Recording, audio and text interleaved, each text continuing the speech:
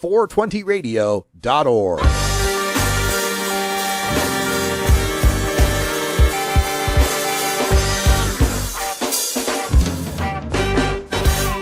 Activism begins with ACT. The Rush Belville Show features the stories of hardworking grassroots activists working for an end to prohibition in today's activist agenda.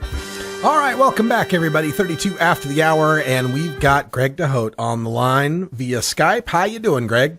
Not bad, Russ. How you doing? Well, I'm doing great, but you're getting a whole lot of attention. I was mentioning earlier in the show that there's been two recent articles on the UK Cannabis Social Clubs, one in Vice and another one in The Guardian. Tell us about this, how the English people are reacting to this this new phenomenon in the UK. It seems to be quite a positive response, actually. I think we're just saying what everyone's thinking, really, aren't we? The politicians are too scared to talk up about it, so we're going to talk up about it. The public have been coming out to these events. We've been getting lots more media attention right throughout the summer. We've had some protests all around the country. So this is just sort of just getting into the sort of the national headlines now.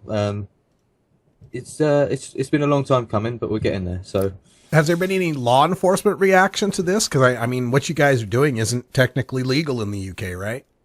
No, but again, we can't wait for them to let us do it, because we've been waiting for over 40, 50 years. So the law enforcement's reactions to it for the protests have been, I would say, not too heavy at all. Really? No. They've kind of let us get on and do it. They've come over a couple of the protests and sort of walked through people, just to see if there's any dealing going on and whatnot.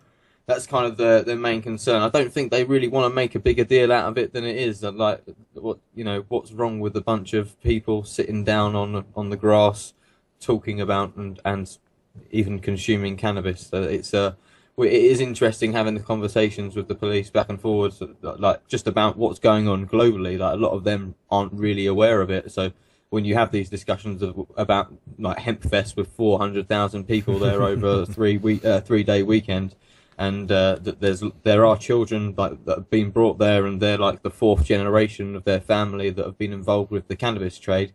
They start, oh really, and listen to you, and you educate them about the medical uses of cannabis, and you've got patients there telling them firsthand how cannabis has changed their life.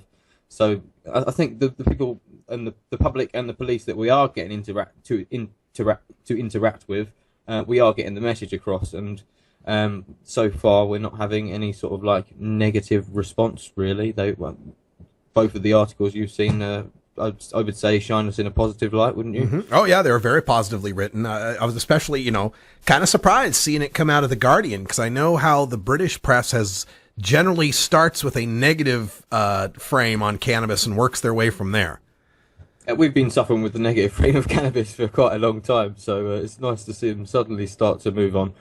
Orson Boone over at the London Cannabis Club, he's been doing a fantastic job at talking to the media. They've got a really, really good, receptive and audience at the London Cannabis Club. They've got a lot of members that do come out and meet on a regular basis. They hold lots of different meetups in lots of different styles, and people are involved with the Cannabis Club. They don't just want to, they're not all activists. They're not all out there going legalise, they don't want to come to protests. A lot of them just want to consume cannabis, and right. That is everyone's right to be able to do that. So the clubs aren't just activists. They aren't just people that meet up and have smoke ups. There is a club that people like. I was gonna compare it to something then, but I don't think I will. I was gonna say Masons, but it sounds a bit dark, doesn't it? They're going to take over the world. But this is they get together and they go and do regular things. They go and they go out for meals, but they're cannabis consumers. They're at the club. They get together and they do cannabis related or even normal related things, but with their cannabis friends. Now, how is the reaction from the lawmakers themselves? I mean, here in the States, we got gubernatorial candidates that are starting to talk about not floating medical plans, but floating legalization plans now. Are there any MPs or anybody in the Home Office there that's changing their mind on the Class B designation or anything like that? Now, we just had a change of the drugs minister to a guy called Norman Baker, and previously he's said some quite liberal, as you would imagine, things. He's about cannabis and the way that the way we should start regulating it. The drugs policy is wrong. So we're hoping that that's going to be sort of like quite a progressive step for us. Maybe we'll see some slight of movement, but it's better to have someone on your side than against you in that position, kind of thing. No one's coming out and saying yes, we're going to make a change, we're going to legalise it. It's been quite the opposite. They're holding firm. No, we're not going to change the drugs policy. We do have a hung parliament. We've got the Liberal Democrats and the Conservatives in a coalition government. Now the Conservative line is, cannabis is harmful. We're not going. We don't want to see it legalised. Medical use is fine, but we've got Sativex. So that's really annoying because we don't really have Sativex. The Liberal Democrats, their policy on drugs is to decriminalise, and they would rather see a regulated cannabis through pharmacies than just to have it not, I won't say free for all, but to see it more widely available and per se legalised, so everyone had it, or adults could have it. They prefer it came out of a pharmacy. So we've got those sort of, that's what the government that are in at the moment say, but they can't even agree on it. So what we're going to get from it is I'm not too sure, but I'm all about going in and this is what we want and doing it rather than waiting and trying to convince them that this might be a good idea, because this is happening around Europe. Like there's Spain, Austria, Belgium, France, and even the places in the Netherlands now are starting to get cannabis social clubs together. It's a logical movement, and it's one that's working, and people are latching onto it. I found here in the United States the fight went from decrim to medical, and now we're approaching legalization. In South America, when I take a look at it, they didn't ever go to medical. They went right to decrim and toward legalization as an idea of harm reduction and dealing with addiction. What's the flavor of the direction there in Europe? Do you see it going through the medical phase first and then to legalization, or now that the U.S. has broken through with a couple states and Uruguay is going to break through to legalize, could it possibly go just straight to legalization?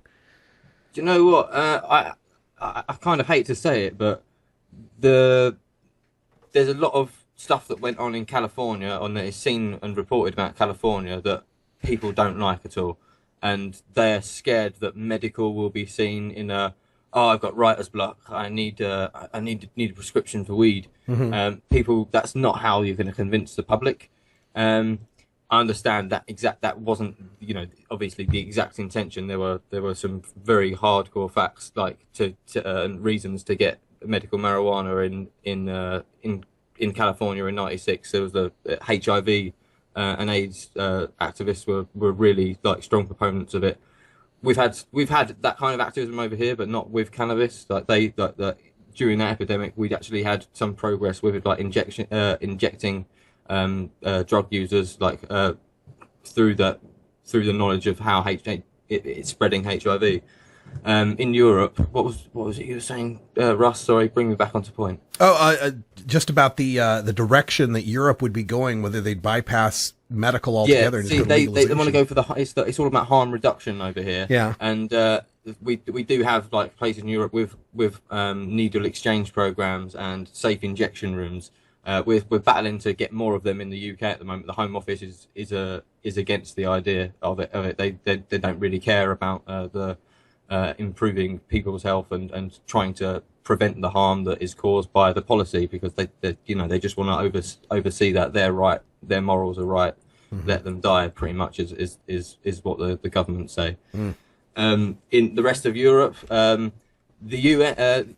EU actually said you need to look at alternative drug policies, go and experiment. The UK is completely ignoring that, and like we see Europe, and like the more liberal that gets, the more sort of fascist the UK seems to become. I just don't get it. We're getting like more of our rights taken off us, more of our rights taken off us more and more, and I just see it becoming harder for us to actually get a voice with the way our government seem to be going. Like, they're trying to bring a bill in at the moment that would effectively stop anyone gathering and having a peaceful protest. They would let the police come in and have dispersal powers. Even like security guards will have the power of arrest and to disperse people. It's quite a police state kind of bill. It's not really wanted. So if you are listening in the UK, there is a petition on change.org, and you can find it on my Facebook page if you're on there, like cure.uk, and sign that, because we definitely need to get that stopped. We won't be able to do any of the kind of protests that we have been doing over the last year, and we definitely want to be stepping that up. So we don't want them to stop our right to be able to do that. Yeah. All right. And we had some great guests on a couple of weeks ago from NORML Ireland. Luke Ming Flanagan was among them. He's actually in the parliament there in Ireland. Have you had a chance with NORML UK to work with the people in the new NORML Ireland, and how's that looking? Yes, Kevin came over to the first NORML UK conference in May, so that was very good to meet him and discuss ideas what were going on. They've been doing very well over there. They introduced a bill that was rejected, but it was the first time something like that's happened. And to have a person like Ming Flanagan on board is absolutely brilliant, because he is an elected official. He's is the equivalent of an MP over here. So imagine we had an MP that was on the board of NORML UK and that was proposing bills, private members' bills in the houses. So there's a lot of things to aspire to, and I hope we can even get that level in the UK. It looks like they're pushing forward as well. I haven't had any more updates since that happened. Really, it's all happened quite recently, hasn't it? Yeah. It's amazing news, and we applaud what you guys are doing there across the pond, and want to encourage any of our European listeners to get in touch with Greg out there with the Cannabis Social Clubs and NORML UK. Why don't you give them the contact information? Yeah. So if you visit www.normal-uk.org, that's normal without an A, and for normal. And if you want to get hold of the UK CSCs, that's www.ukcsc.co.uk. We've got a full club list on there. We've got lots of articles about what's going on in the UK. So if you do want to get involved, just find your local page and shoot them a message, or shoot us a message, and we'll get on with that. That sounds great. Greg deHoedt, Cannabis Cure UK, all over the net. Thanks for joining us, and we'll talk to you again. No worries. Thanks, Russ. Have a good show. When we come back, we'll have time for a radical rant going off on the op-ed in the Seattle Times from Americans for Safe Access. Here we go again. We'll be right back. The Russ Belville Show is blogging and podcasting daily at radicalruss.com.